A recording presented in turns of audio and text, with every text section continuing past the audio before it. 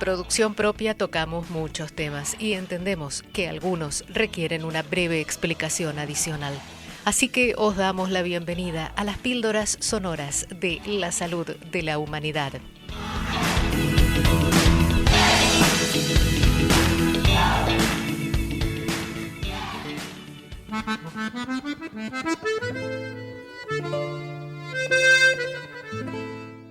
Fernando, ¿qué implica esta ley? Sabíamos algo acerca del Pacto Verde Europeo, pero ¿qué da exactamente esta ley para hacer? La ley de renaturalización o de restauración de la naturaleza se inició del orden del 2022 o antes, y lo bonito que tuvo en su inicio es que lo apoyaban todo el espectro político, desde las izquierdas a las derechas. Entendían que la naturaleza era una prioridad para Europa y, por tanto, esa ley, que es un gran paraguas para proteger la naturaleza y el medio ambiente europeos, pero en realidad también globales, enmarca muchas políticas. Sirve de paraguas para, por supuesto, estrategias de mitigación y de adaptación al cambio climático, para conservación de la biodiversidad, para la gestión sostenible del agua, de los suelos fértiles, etc. Es un gran paraguas normativo que contó, como digo, en sus inicios con el apoyo unánime de todo el espectro político. ¿Qué pasó? Pues al año siguiente la economía europea dio síntomas de cierta debilidad, cierta inquietud, y el ala más conservadora y sobre todo la extrema derecha, que ha ido tomando cada vez más protagonismo en la vida política europea, pues le entraron dudas y se borraron del asunto. Y durante el año 2023 vimos varios intentos muy decididos de tumbar esa ley que tenía que ir siendo revisada y pasando por todos los trámites habituales de una ley importante que tiene que ir siendo revisada, pasada de una cámara a otra, en fin, todos los procedimientos jurídicos al uso. Pues en esos pasos, en el 2023, en el mes de abril, en el mes de mayo, en el mes de junio, fue pasando varios momentos en los que estábamos todos haciendo fuerza para que nuestros representantes políticos defendieran con los mejores argumentos científicos y con el apoyo de la ciudadanía lo que es muy sensata, ¿no? Que era sacar adelante esta ley. Pero como las derechas y los conservadores más radicales iban haciendo mella, la ley fue sufriendo ciertas mutilaciones. Ciertas ambiciones se fueron quedando por el camino. Ambiciones en materia ambiental, porque se entendían con esas ópticas que, por desgracia, muchas veces predominan, de que el medio ambiente es un obstáculo para el negocio, que la conservación de la naturaleza o la mitigación del cambio climático son en realidad frenos para la economía. Pues con esa visión se fue cuestionando el paso de esta ley.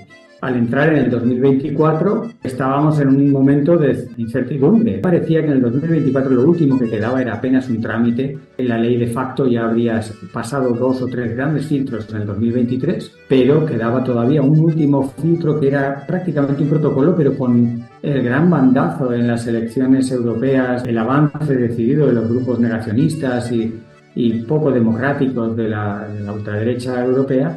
La ley se volvió a cuestionar y nos quedamos todos como diciendo, ya estábamos cantando victoria. Pero bueno, por suerte, en el último momento y por una diferencia muy pequeña de votos, se logró aprobar por fin, después de 1 año y medio de incertidumbre. ¿Y hasta dónde es posible una restauración? ¿Hay territorios que ya son zonas de sacrificio, que ya no se puede? La ley era muy ambiciosa en su origen y todavía sigue conteniendo algo de esa ambición. Lo que ha sufrido en los últimos retoques es que se ha vuelto a poner el foco en los espacios más protegidos, lo que se conoce como la Red Natura 2000, que ya cuenta con un cierto nivel de protección. Indudablemente los hábitats que están en esa Red Natura 2000, algunos no están en el mejor de los estados de conservación más delicados, y esos van a ser restaurados y protegidos, ¿no? Pero claro, la ley tenía ambición en los espacios que quedaran fuera de esta red y que quedaran sin ninguna figura concreta de protección, pero que estaban muy degradados. Y de hecho se proponían valores de restaurar el 90% de los espacios degradados de la Unión Europea para mediados del siglo, lo cual era un objetivo viable, pero muy ambicioso. No sé en qué se va a quedar, pero esto es de las cosas que se han quedado tambaleando, porque se ha ido al origen financiero de esta ley. O sea, si esta ley no tiene una partida presupuestaria, va a ser muy difícil que se hagan cosas. Y se ha quedado un poco en el aire, precisamente como es el tema financiero el que la ha cuestionado, pues es ahora el aspecto financiero, cómo se va a conseguir, de dónde va a salir el dinero, con cargo a qué presupuestos, es todavía un poco materia de debate y hay algo de incertidumbre al respecto. Quiero pensar que se encontrará el dinero porque hay voluntad política, aunque como digo, la Unión Europea está bastante dividida. Hay 6 países que han mostrado clara oposición a esta ley. Uno de ellos en el último momento cambió gracias a una ministra de Medio Ambiente que la ha apoyado, pero que ahora mismo está sometida a un juicio porque algunos representantes del gobierno consideran que ha hecho una especie de traición y por tanto puede ser sometida esta mujer incluso a penas de cárcel. Pero bueno, el caso es que aunque está dividida Europa, predomina tanto en países como en los habitantes asociados a cada país, porque las votaciones en Europa tienen en cuenta esas dos cosas. Por un lado, el número de países, pero claro, no todos los países tienen el mismo tamaño geográfico y poblacional, y por tanto también se tiene en cuenta a esa componente de personas que están detrás de cada decisión. En ambos casos sale positivo, pero un poco justo. Estamos pendientes de dónde se va a sacar ese dinero. Indudablemente, cuanto más dinero, más holganza económica haya para que esta ley se ponga en marcha, con más efectividad se van a poder restaurar los ecosistemas degradados y se van a poder conservarlos aquellos que estén en buen estado, ¿no? Y también recordemos que la ley, no solo, aunque se habla de restauración de la naturaleza, la ley es un paraguas para más cosas que tienen que ver con sumideros de carbono relacionados con el cambio climático, desarrollo de actividades sostenibles en el territorio. Todo esto, nos guste o no, requiere un dinero. Y si hay más dinero se puede hacer mejor las cosas, si hay menos dinero se quedará en la ley de mínimos.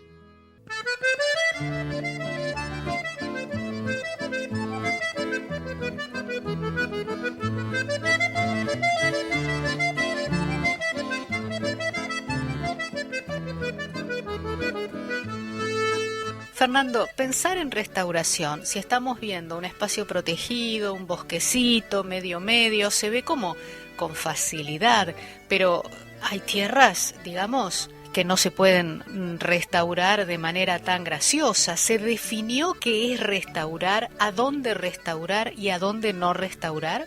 ¿Qué pasa, por ejemplo, con los territorios agrícolas, impactados fuertemente por los pesticidas, con una diversidad bacteriana del suelo prácticamente muerta? ¿Se definió claramente o vamos a ir a mejorar la plaza del pueblo? Bueno, la situación agraria, el sector agroganadero en Europa ha estado muy revuelto, ha sido y es todavía objeto de muchas manifestaciones. Hemos visto enero, febrero, grandes tractoradas, como llamamos aquí, que son estas manifestaciones en las que grandes tractores bloquean las carreteras.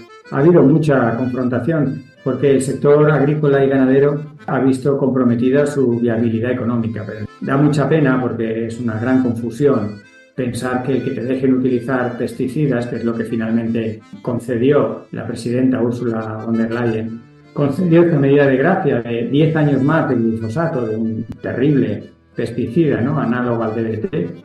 Esta medida de gracia lo que pretendía era calmar los ánimos de estos agricultores que en plena confusión creen que la salida es llenar de agroquímicos los campos. Cuando no se dan cuenta que los primeros en padecer las consecuencias de contaminar el campo son ellos mismos, que ingresan a los hospitales con enfermedades graves.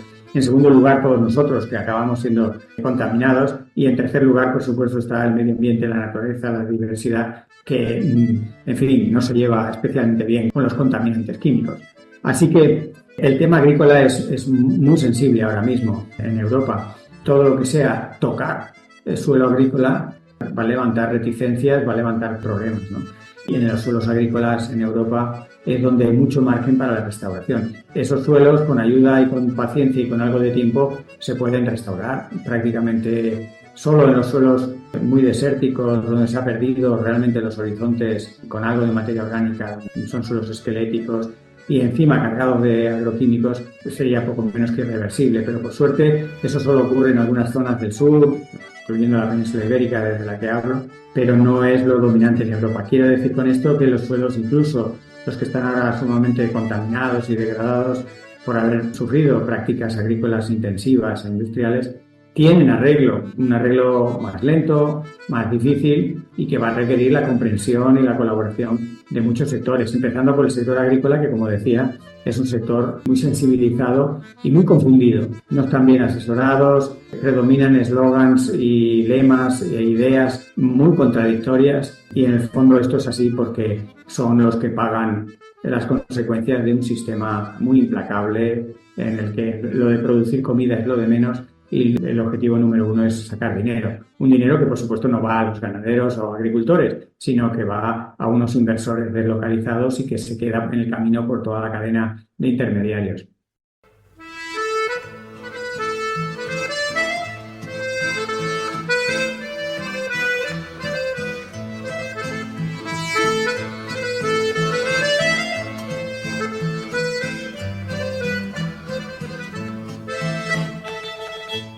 Seguimos desde Radio Universidad Nacional de Mar del Plata conversando con Fernando Valladares. Fernando, en las noticias se mencionaban como ejemplo de casos exitosos la recuperación del Mar Menor y de Doñana en España. Vos estás en España, estás muy cerca de ahí. ¿Eso fue así? En medio ambiente lo que predominan son las malas noticias. Buenas noticias, si uno se pone muy estricto, casi no había ninguna. Estos dos ejemplos que pones son dos ejemplos de noticias agridulces que, como tienen un punto dulce, un punto de cierto avance, pues hay que alegrarse. El Mar Menor es la mayor laguna salada de Europa. Como su nombre sugiere, un pequeño mar salino muy próximo al mar Mediterráneo, y es un espacio muy valioso para la fauna, para la flora, para el paisaje. El resultado es que también es donde vienen a parar todos los agroquímicos del campo de Cartagena, una zona en la que industrias extranjeras, sobre todo holandesas, que en su país no podrían hacer lo que están haciendo en España, pues han hecho unas prácticas totalmente depredadoras sobre el medio. Han alquilado tierras, han logrado 3 o 4 cosechas. Algunas de las cosechas ahora sabemos que ni se han recogido. Era una especie de orgía de la productividad apoyada en químicos, y todos estos químicos iban a parar al Mar Menor. Un Mar Menor que se ha ido contaminando y que se ha querido negar esa realidad porque pretendidamente esta agricultura traía riqueza, pero luego hemos sabido que no solo no traía tanta riqueza, sino que lo que ha hecho es matar la vida en el Mar Menor. El Mar Menor ha contado siempre con medidas de protección que se han mostrado ineficientes, y es un motivo interesante y muy esperanzador el hecho de que se ha convertido, gracias a una iniciativa popular muy difícil de llevar a cabo porque requirió conseguir 500 firmas en papel en plena pandemia, cuando estábamos todos confinados. Se logró una iniciativa legislativa popular para que el Mar Menor tuviera rango de protección diferente, se le concedieran derechos propios. Es la primera entidad en Europa que tiene esta categoría de derechos propios, ¿no? Tiene entidad jurídica. Por lo tanto, entra en una nueva dimensión, y esto es una gran y muy positiva noticia que le ha valido, por ejemplo, a Teresa Vicente, que es una de las mujeres que ha estado detrás de esta campaña. Ella está en la Universidad de Murcia, es abogada de filosofía del derecho y es la que ha estado detrás del marco conceptual de todo lo que ha sido una campaña esperanzadora y muy, muy brillante, y le ha merecido a Teresa este año el premio Goldman, que es la máxima condecoración en el ámbito de la ecología, por este avance. Esa es la parte positiva. La parte negativa es que el Mar Menor sigue estando contaminado y sigue habiendo muchas presiones, sobre todo de esta agricultura industrial, avalada una vez más por unos partidos en el poder que llevan en la región de Murcia muchos años, y todo apunta a que seguirán muchos años más, que no tienen mucha sensibilidad, por decirlo de manera amable, con el medio ambiente. Digamos que les importa muy poco en comparación con lo que creen que es la riqueza, que sobre todo es una riqueza para terceras personas que están deslocalizados, que no dejan riqueza en el territorio y que al final hacen que el Mar Menor pues esté en mal estado. ¿Y con Doñana? Con Doñana la situación es muy diferente. Doñana es un parque nacional de categoría internacional por su posición estratégica en el paso migratorio, por ejemplo, de las aves. Tiene unos niveles de biodiversidad impresionantes. Es otro ecosistema tipo humedal, donde el mar está muy cerca. A veces hay algunas lagunas salinas, pero otras son de agua dulce. En una zona seca donde el agua es un milagro y donde, por tanto, el milagro de la vida se amplifica con ese agua. Pero ha habido también durante décadas una explotación ilegal con pozos que no estaban autorizados, o incluso los que eran legales sacaban muchísimo más agua de la que estaban autorizados para hacer un mercado de frutos rojos, fresas, arándanos etcétera, que se vendían en Europa y que era un mercado muy rentable, con un agua que nunca se debió sacar, un agua completamente ilegal de explotar, incluso, como decía, incluso en los pozos legales de la zona, no del propio Parque Nacional, pero del entorno, extraían mucho más del agua que se podía extraer. Con lo cual, a los escenarios de cambio climático, de mayor aridez y mayor calor, se le sumaban unas prácticas agrícolas totalmente insostenibles que convirtieron a Doñana, a un parque nacional emblemático para España, para Europa, en un espacio semidesértico.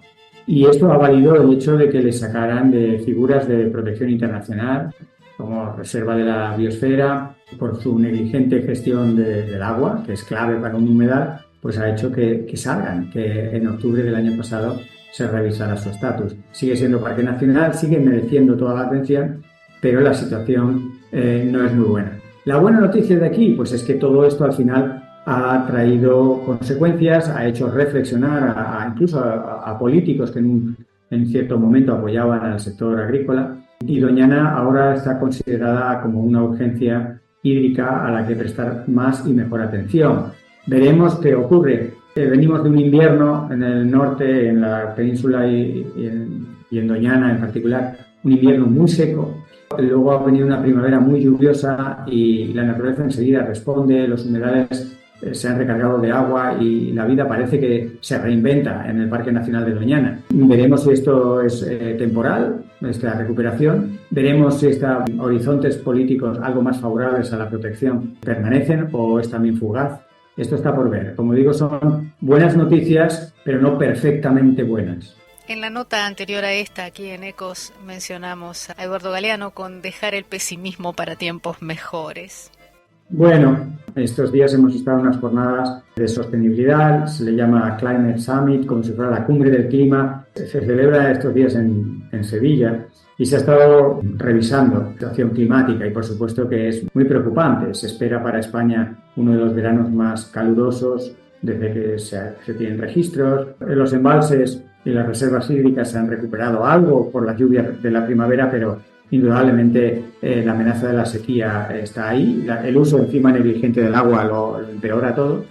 Pero bueno, en estas jornadas hemos reflexionado porque había representantes del sector privado, representantes políticos, científicos. Yo creo que el mensaje un poco que va permeando es que tenemos que hacer las cosas bien. No nos podemos permitir hacer las cosas de otra manera más que hacerlas bien. El problema es que tenemos discrepancias con lo que consideramos hacer las cosas bien y para algunos hacer las cosas bien, por ejemplo, es ser muy competitivos. Y la competitividad tiene una cara positiva y una cara muy oscura. Ahora se acercan los Juegos Olímpicos y todos vemos esa parte competitiva, saludable, que nos hace esforzarnos, ¿no? Pero en el ambiente, en el sector privado y en las economías extraterrestres, es decir, la mayoría de las economías que no se aplican al planeta Tierra, pero que por lo demás son las que se enseñan en las universidades, estas economías que no entienden de límites, que no entienden de moderar el crecimiento, que este tipo de economías, para estas economías la competitividad es como la bandera, ¿no? Y se sienten muy orgullosas de que las empresas compitan. No nos podemos permitir la competencia, es algo que me cuesta mucho explicarle sin entrar en demasiados detalles termodinámicos, pero el uso de los recursos como el agua no se pueden hacer en un entorno de competencia. Y lo mismo podríamos decir del algodón para hacer camisas, o podríamos decir de los mismos combustibles fósiles o de la energía en general. El entorno competitivo tiene que ir pasando rápidamente a ser pasado y no presente. Y eso se ha analizado en estas jornadas aquí en Sevilla. Parece que se entiende, pero todavía no hay acciones muy decididas. Y en cuanto la economía tiemblan también las piernas de los responsables de poner en práctica medidas en este sentido, tanto en el sector privado como en el sector público. Creo que toca seguir estando ahí, mostrando las evidencias tanto del cambio climático como de las cosas que han funcionado y cómo podríamos hacerlas que funcionen en más sitios y más veces, sabiendo que muchas veces estas propuestas no van a ser puestas en práctica, que estas propuestas se van a quedar un poco en el papel, pero hay que insistir para que a base de que estén en muchos papeles acaben pudiendo ser realidad en algunos territorios, ¿no? Así que creo que tenemos que ser optimistas realmente casi por obligación. Yo lo soy casi por genética, pero los tiempos que corren a veces me hacen cuestionar mi propia naturaleza optimista. Pero creo que Tenemos que serlo, tenemos que hacer más probable lo improbable, es decir, que cunda la sensatez, que cunda la sostenibilidad, que cundan las cosas lógicas inspiradas en fin, las recomendaciones y los diagnósticos de la ciencia, y mientras tanto no podemos dar por perdida ninguna batalla, aunque no parecen fáciles.